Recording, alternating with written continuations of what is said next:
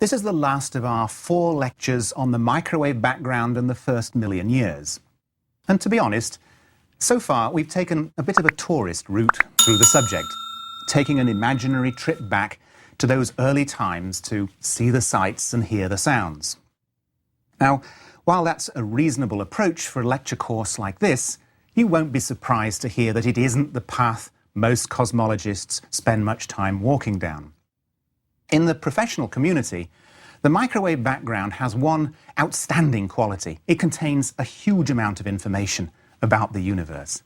And in recent years, Herculean effort has been put into accessing that information, to use the microwave background to actually measure many fundamental cosmic properties.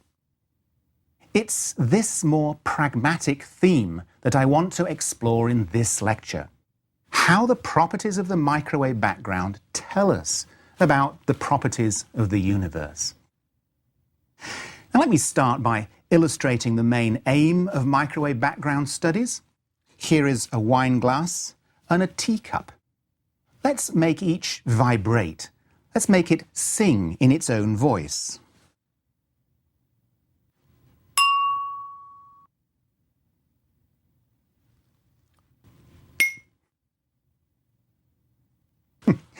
Well, of course they sound different because they have different structures and because they have different compositions. Material is different. This is true for all objects. They each have their own unique sound and sound spectrum. Now, the same is true for the universe. If the universe was slightly different, let's say it had more atomic matter or more dark energy, then it would sound different. We would see a different pattern of patches on the microwave background, which would have a different sound spectrum.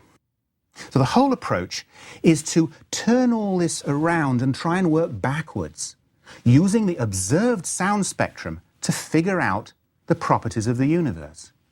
For our wine glass and teacup, if you were expert on vibrating structures, you could listen to those sounds, or perhaps study their sound spectra, and figure out the structure and composition of each. So, can we use this kind of approach to figure out the properties of the universe? Well, as you'll see, the answer is a very definite yes. And the method lies at the heart of Big Bang acoustics. Now, this is where our tourist approach really falls short. In last lecture, when I showed you the sound spectrum and you heard the sound, you didn't immediately go, ah, yes, 4% atomic matter, 23% dark matter. So it doesn't work. I'm afraid a simple intuitive approach just isn't appropriate. In fact, there are 3 crucial steps to the professional approach, and here they are. You must first thoroughly understand the relevant physics. In particular, how sounds are generated and changed during expansion. You must then put all that physics into a computer simulation which reproduces as closely and accurately as possible the sound in the young universe. And finally, you must adjust your simulation so that its calculated sound spectrum matches as closely as possible the observed sound spectrum. When the match is perfect, then hopefully these model properties are also the properties of the real universe.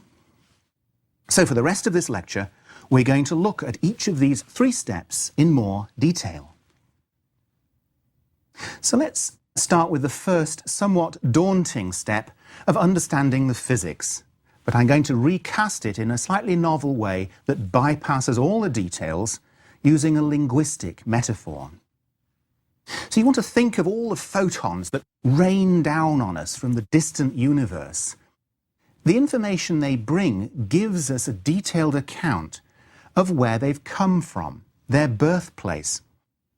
It's as if the universe is communicating with us through light. It's telling us about itself.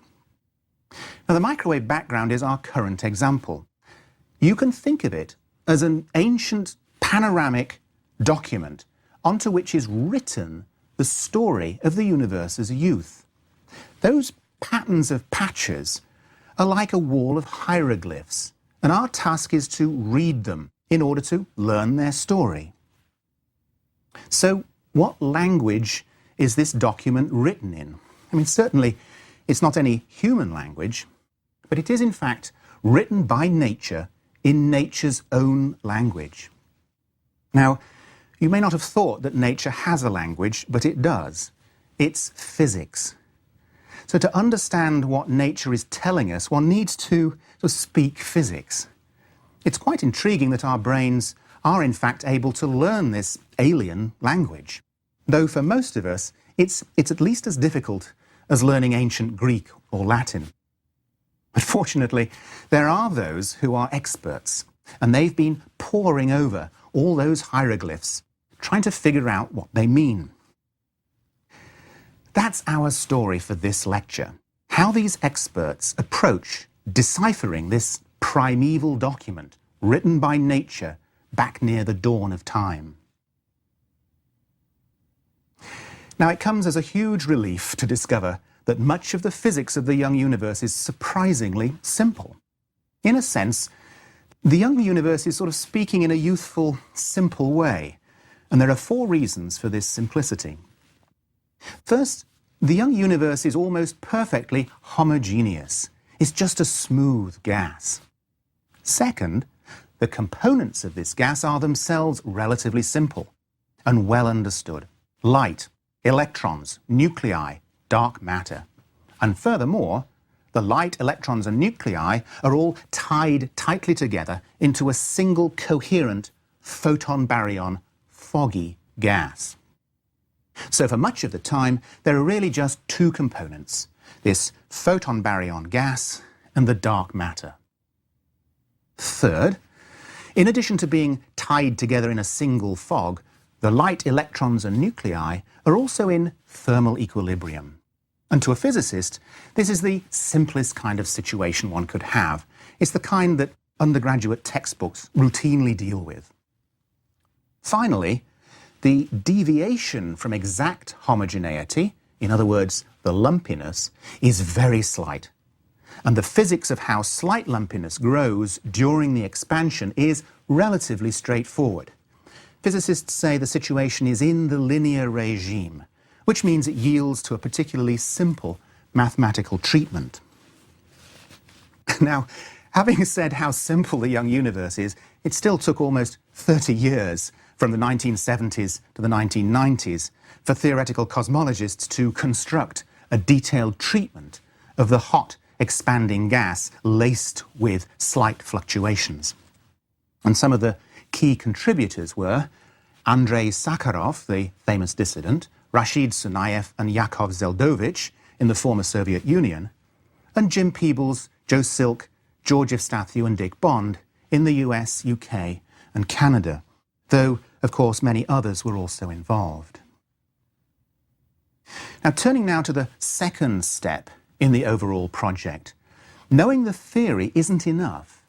One needs to actually calculate the primordial sound and its appearance on the microwave background.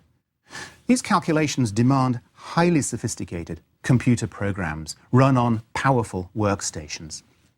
And the development of these programs has been a huge task involving many people, taking over 15 years to complete. Again, some of the key contributors were Ed Bertschinger, Naoshi Sugiyama, Uros Seljak, Matthias Saldarriaga, and Wayne Hu. Now, perhaps the most famous computer program goes by the name CMB Fast.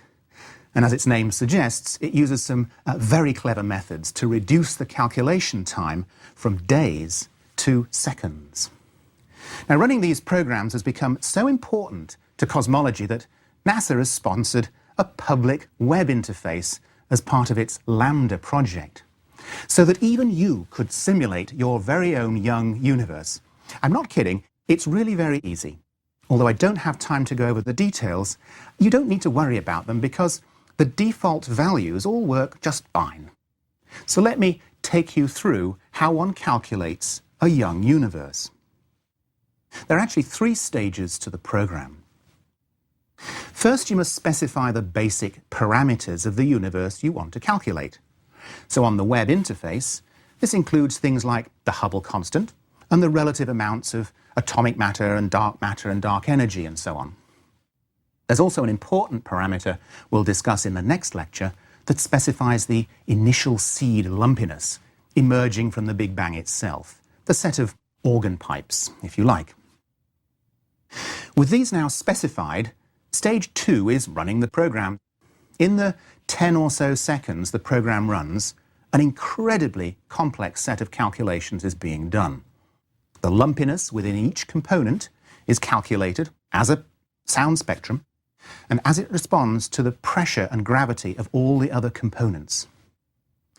This sound spectrum is then tracked forward in time from the Big Bang. The calculations track the true variations in pressure and density, what in the last lecture I called the pure sound spectrum, P of k. You may recall this has a relatively clean set of harmonics, shown here in red at the time near 400,000 years. But remember, we don't see these waves directly, we only see the patches on the microwave background. So the third stage in the calculation is to follow the waves through fog clearing and calculate how they appear as patches on the microwave background. Stated a little more technically, we need to go from P of k to C of L, which is the angular sound spectrum of the patches seen on the microwave background, shown here as the blue line.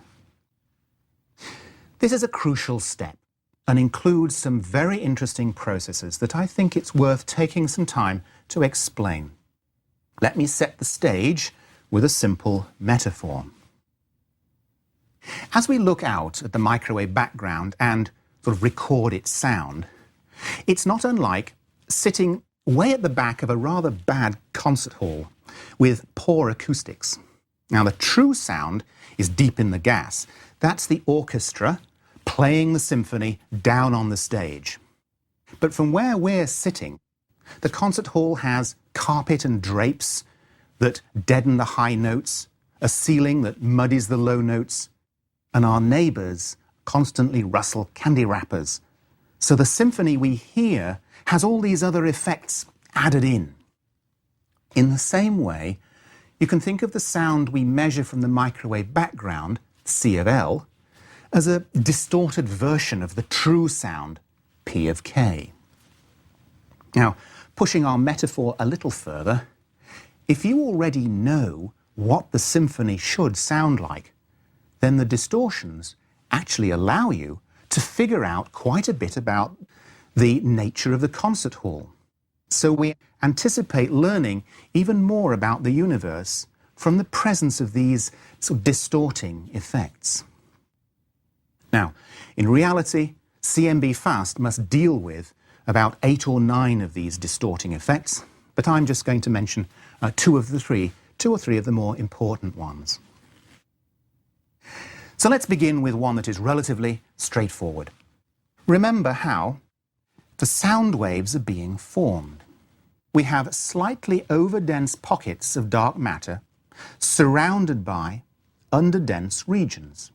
So gravitationally, it's as if there's a valley surrounded by hills, and the gas feels a pull into the valley. The gas falls into and then bounces out of these dark matter valleys, creating higher pressure and temperature, which makes the gas glow brighter. Well, if you think about it, while the gas is moving, either falling in or bouncing out, the light it emits is Doppler shifted. Gas moving towards us looks a little bluer and brighter, while gas moving away looks a little redder and dimmer. So the motion of the gas makes its own patches on the microwave background. Now, if you think very carefully about this, you'll see that the patches of maximum motion have intermediate size between patches of maximum compression and patches of maximum rarefaction. And so the effect of adding patchiness on these intermediate scales fills in the gaps between the harmonic peaks. And that's why C of L has much less prominent harmonics than P of k. The second effect was one of the first to be discussed back in the mid-1960s by Rainer Sachs and Artie Wolf, and it's called, perhaps not surprisingly, the Sachs-Wolf effect. It's really very simple. Imagine a photon coming from the middle of a region of excess dark matter. As the photon leaves the region, it has to sort of climb uphill to get out of the valley, where uphill means against the pull of gravity. Climbing uphill drains some of the photon's energy, so it gets redder. This is called a gravitational redshift, and it means that overdense regions will appear slightly darker on the microwave background because their light has been redshifted and so dimmed a little bit. Something that's important about the Sachs-Wolf effect is that it happens for regions of all sizes, including huge regions like the ones shown here. Now remember that the acoustic oscillations only occur for regions up to but no bigger than the sound horizon. Basically, there hasn't been enough time for gas to fall into and bounce out of yet bigger regions.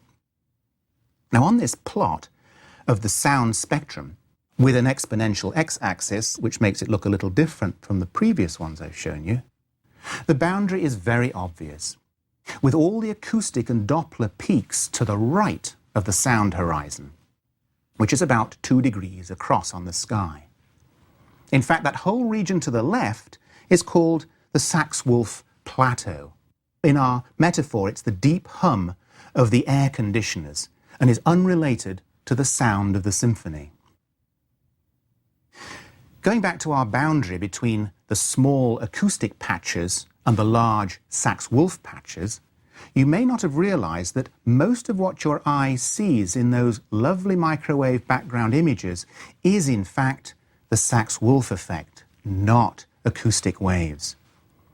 Here's a diagram showing a whole range of patch sizes, first across a quarter of the entire sky, and then across a small 10 by 5 degree subregion, with the range of patch sizes between 2 degrees and 1/10 of a degree shown as little circles. Now here's where those patch sizes end up on our sound spectrum. You can see that even the largest acoustic waves, which are not much bigger than the full moon on the sky, are tiny when you place them on these grand all-sky maps. You can also see why it's so important to have high angular resolution. The WMAP image here is not really adequate to probe the higher harmonics, which is why the next satellite, called Planck, is designed to have much higher sensitivity and resolution. So let's now consider these smaller waves. They appear over on the far right of the sound spectrum, and you can see how they seem to have been suppressed. In our concert hall, this is the equivalent of carpets and drapes deadening the high pitches. For the microwave background, there are actually 2 effects responsible for this apparent suppression of small waves. Let's have a look at those now. The first effect arises because the wall of fog on which we see the sound waves is itself somewhat fuzzy. It has depth. Remember, the wall arises from us looking out into space back in time through the period of fog clearing. But since it took thousands of years for the fog to clear, then the boundary between fogginess and transparency is itself thousands of light years deep. So if a sound wave is smaller than this thickness, then both the peak and the trough are within the wall's thickness, and they get blurred together. And so the wave appears washed out. We don't see it, and that suppresses the sound spectrum. Now the second effect arises because, despite what I've told you before, the universe isn't completely transparent. There's a misty curtain lying just in front of the microwave background, which blurs the patchiness and suppresses the sound spectrum.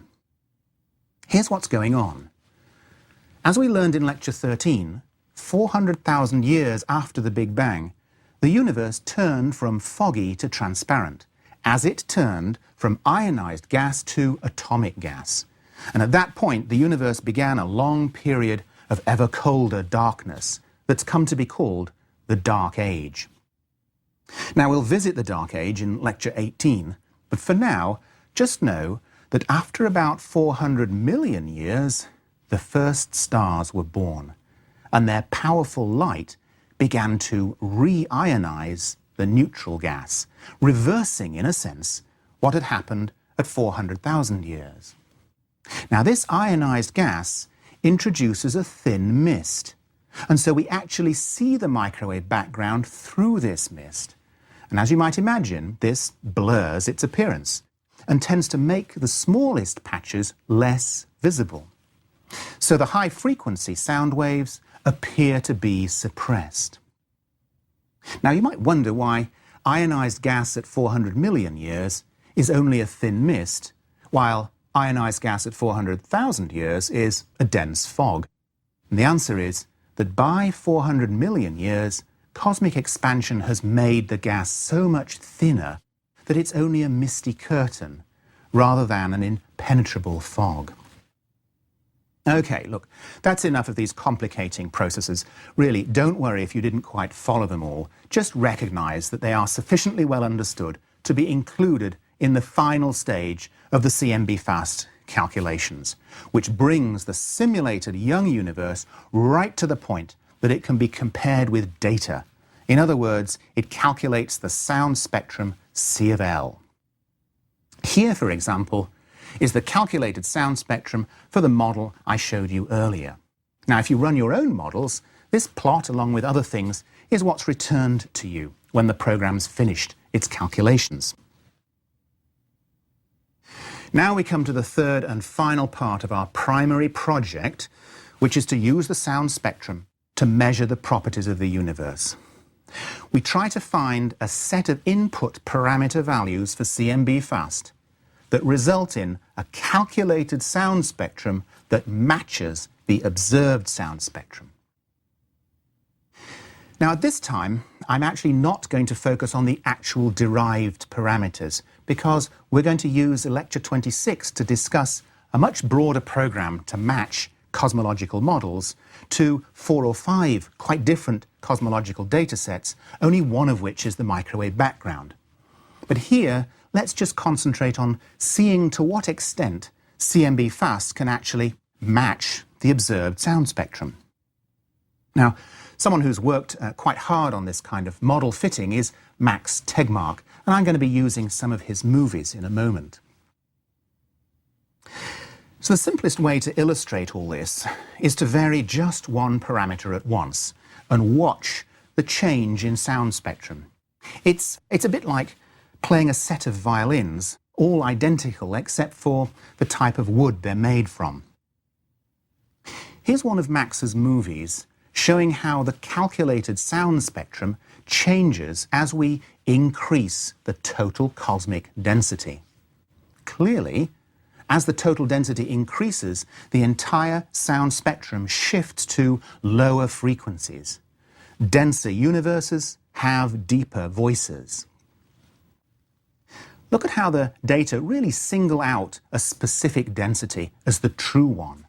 The real universe has a well-defined pitch, and this pitch tells us, within about 1% accuracy, what the total density is. Now, just for fun, let's listen to the primordial sound of 3 universes spanning a range of 40% in total density.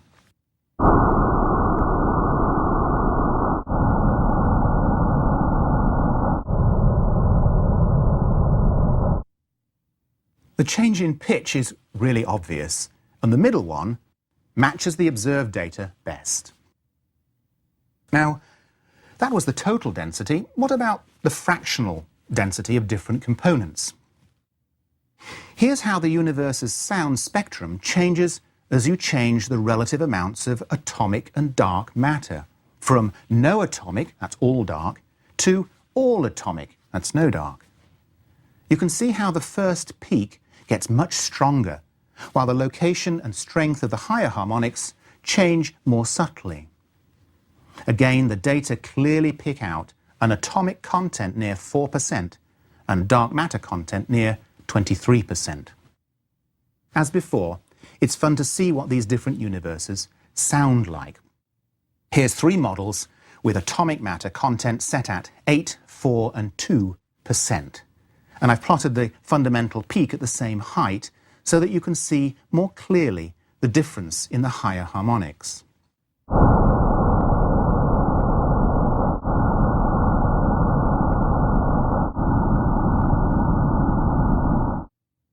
That's actually a nice example of how the sound spectrum easily picks out the difference, but it's actually quite difficult for our ears to hear the difference. Now, my last example is to vary the time at which the first stars form. Remember, they reionize the gas and create a foreground mist through which we see the microwave background. With no foreground mist, the model lies above the data. But as the mist gets thicker and thicker, the microwave background appears more and more blurred, and its patchiness gets washed out, so the measured sound spectrum gets weaker and weaker. The data suggests the mist isn't very thick, about 92% transparent, which corresponds to a time for the birth of the first stars around 400 million years, with an uncertainty of about 30%, which, if you think about it, is a really quite remarkable measurement. Well, let's bring this lecture to a close by returning to our graph showing the best microwave background data and the best model fit as of about 2007. The model has a total of about 8 parameters, many of which are determined to within a few percent accuracy. As I mentioned before, we'll postpone to lecture 26 a fuller discussion of all of these parameters when we bring in all the other data sets.